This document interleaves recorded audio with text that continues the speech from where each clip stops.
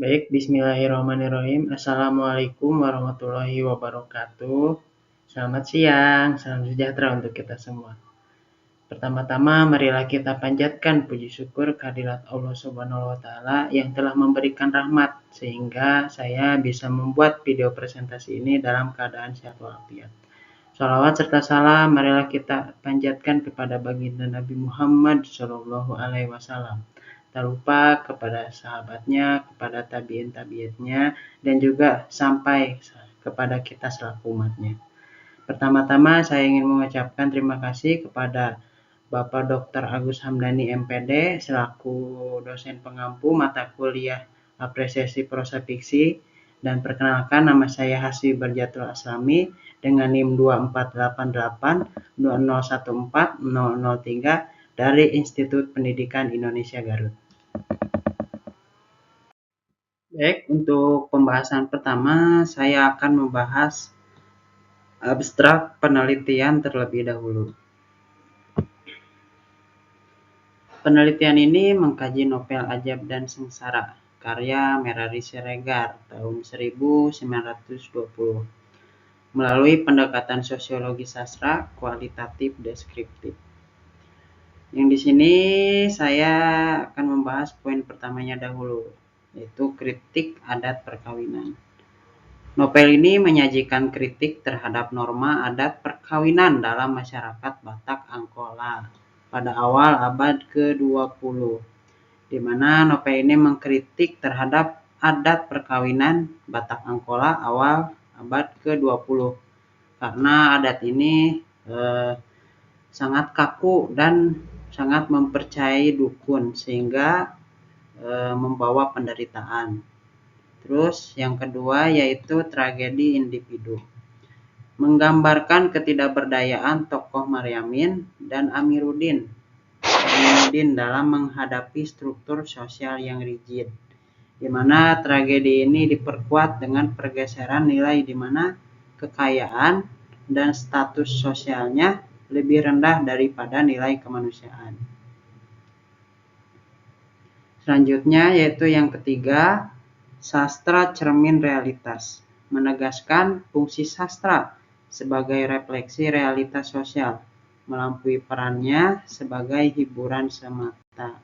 Jadi pengarang ini menyuarakan kritik sosial terhadap adat yang dinilai sudah tidak relevan. Baik, pembahasan selanjutnya. Untuk pembahasan selanjutnya ada pendahuluan, yaitu sastra dan realitas sosial. Karya sastra berfungsi sebagai refleksi mendalam terhadap realitas sosial. Melalui fiksi, pengarang mempresentasikan permasalahan kemanusiaan yang dihayati dan diamati. Di sini ada 2 poin untuk dibahas. Itu yang pertama, novel sebagai prosa rekaan, di mana menyajikan struktur naratif melalui peristiwa, tokoh, dan latar yang koheren sehingga mampu mengungkapkan esensi kemanusiaan secara mendalam. Yakni novel ini didefinisikan sebagai prosa fiksi yang menyajikan sekumpulan peristiwa, tokoh, dan latar yang tersusun. Novel ini mengungkapkan kemanusiaan dalam berbagai aspeknya secara mendalam. Selanjutnya ada sosiologi sastra. Pendekatan yang mengkaji karya sastra dengan mempertimbangkan aspek kemasyarakatan dan konteks sosial budaya penulis serta pembaca.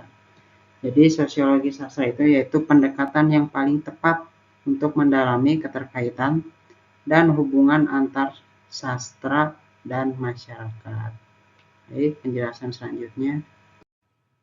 Pembahasan selanjutnya masih di pendahuluan, yaitu membahas pionir kritik sosial modern dalam novel Ajab dan Sengsara. Novel ini diterbitkan pada tahun 1920. Novel ini menandai tonggok penting dalam sejarah sastra Indonesia modern. Merari Siregar secara lugas menyajikan realitas sosial kehidupan masyarakat awam serta memperkenalkan narasi kritik sosial yang sebelumnya belum pernah dieksplorasi dalam tradisi cerita rakyat. Di sini ada 3 poin yang akan saya bahas, yaitu yang pertama konflik cinta tragis. Hubungan Maryamin dan Aminuddin kandas akibat belenggu adat perjodohan, materialisme, dan praktik perdukunan. Jadi hubungan Maryamin dan Aminuddin kandas akibat adatnya yang sudah tidak relevan. Terus yang kedua ada representasi masyarakat. Narasi ini dibangun dari pengamatan Merari Siregar. Jadi narasi ini dibangun oleh pengamatan pengarangnya langsung terhadap kondisi sosial budaya masyarakat Sipirok Tapanuli, yaitu di Batak Angkola. Selanjutnya ada penindasan struktural. Maryamin terjebak dalam menghadapi dominasi yang mengedepankan status dan kekayaan. Jadi dalam adat perkawinan Batak Angkola banyak sekali penindasan struktural karena mengedepankan status dan kekayaannya saja tanpa mengedepankan nilai-nilai kemanusiaan. Baik, selanjutnya saya akan membahas tentang metode penelitian. Penelitian ini mengimplementasikan metode kualitatif deskriptif, diintegrasikan dengan pendekatan sosiologi sastra. Baik, ada 3 poin yang akan saya sampaikan atau bahas, yaitu pertama kualitatif deskriptif.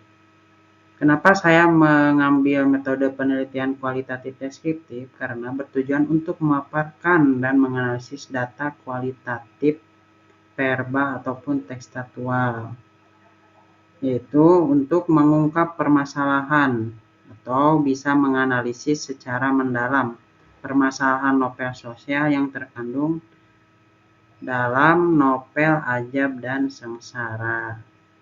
Selanjutnya, yang kedua, yaitu ada sosiologi sastra, di mana digunakan sebagai kerangka teoritis untuk menganalisis dan menginterpretasikan aspek-aspek kemasyarakatan yang terrefleksi dalam karya sastra. Jadi dalam pendekatan sosiologi sastra itu saya menganalisis tentang aspek-aspek kemasyarakatan yang terkandung ke dalam karya sastra. Selanjutnya yaitu ada fokus kajian. Mengkaji sosiologi karya sastra, mencakup tema dan peran sosial serta sosiologi pengarang. Di sini fokus kajian saya itu berkaitan dengan pandangan Merari Siregar sebagai pengarang, di mana beliau mempelajari karya sastra melalui tema serta pesan-pesan moral dan sosial ingin disampaikan pengarang melalui karyanya. Baik, kita ke pembahasan selanjutnya. Di sini saya akan memaparkan hasil dan pembahasan dalam 3 aspek utama, yaitu konflik adat, perjodohan, dan perdukunan. Adat perkawinan paksa dan kepercayaan perdukunan dieksplorasi sebagai sumber penderitaan sosial, di mana dalam suku Batak Angkola ini konflik adat ini dipercayakan kepada ayahnya. Jadi ayahnya yang akan mencarikan jodoh, tetapi jodohnya itu harus yang punya status dan juga kekayaan dan bahkan mengalahkan cinta sejati dan logika. Kemudian perdukunan, di mana masyarakat Batak Angkola ini terlalu percaya kepada dukun sehingga dimanfaatkan dan dimanipulasi, sehingga masyarakat pada saat itu menggantungkan nasibnya pada seorang dukun. Selanjutnya Yang kedua ada dominasi status sosial dan materialisme, di mana tragedi dalam novel diperkuat adanya pergeseran nilai di mana kekayaan dan status sosial lebih diutamakan daripada kebaikan budi dan ikatan nilai-nilai kemanusiaan. Selanjutnya yaitu yang ketiga, pandangan dunia pengarang. Novel ini merupakan ekspresi dari pandangan Merari Siregar yang kritis terhadap situasi sosial budayanya. Pengarang menyuarakan kritik terhadap praktik adat yang sudah tidak relevan. Baik, pembahasan selanjutnya. Selanjutnya saya akan membahas dominasi status sosial dan materialisme. Tragedi ini semakin diperparah oleh pergeseran nilai yang mengutamakan kekayaan dan status sosial. Di sini ada 2 poin yang akan saya paparkan. Yang pertama, diskriminasi sosial ekonomi, di mana Baginda di atas menolak Maryamin karena kemiskinannya. Karena Maryamin hidup dalam kemelaratan yang akan merendahkan derajat serta martabat keluarganya Aminuddin. Terus yang kedua, materialisme sebagai pemicu perpisahan. Materialisme mendorong Baginda di atas memilih pasangan yang lebih kaya dan secara paralel juga memicu pernikahan paksa Maryamin dengan Kasibuan. Jadi Maryamin akhirnya menikah dengan Kasibuan. Baik, Selanjutnya yaitu saya akan memaparkan kesimpulan, yaitu sastra sebagai peringatan. Novel Ajab dan Sengsara karya Merari Siregar adalah sebuah cermin kritis sosiologis yang secara tajam merefleksikan realitas masyarakat Batak Angkola pada masanya. Di sini ada 3 poin yang akan saya paparkan, yaitu yang pertama, cermin kritik sosial. Novel ini menghadirkan kritik tajam terhadap praktik adat perjodohan paksa, materialisme yang berlebihan, serta kepercayaan tahayul seperti perdukunan. Jadi, adat Batak Angkola ini sangat tidak relevan. Terus yang kedua, kekalahan individu. Tokoh Maryamin digambarkan sebagai korban tak berdaya dari sistem sosial yang kaku, di mana kematiannya menjadi konsekuensi tragis dari perjodohan paksa dan nilai-nilai materialis. Jadi Maryamin ini meninggal dalam tragis gitu, karena adatnya yang sangat mementingkan status sosial dan juga kekayaan. Dan yang terakhir yaitu ada fungsi sastra. Melalui narasi yang memilukan, novel ini berfungsi sebagai peringatan bahwa perkawinan yang didasari paksaan dan tanpa adanya cinta hanya akan berujung pada penderitaan mendalam. Jadi secara tajamnya adat perkawinan Batak Angkola sangat kejam karena hanya mementingkan nilai-nilai status dan kekayaan tanpa mementingkan nilai-nilai manusia. Cukup sekian yang bisa saya sampaikan. Mohon maaf bila ada tutur kata ataupun penyampaian yang kurang sempurna. Cukup sekian. Wassalamualaikum warahmatullahi wabarakatuh.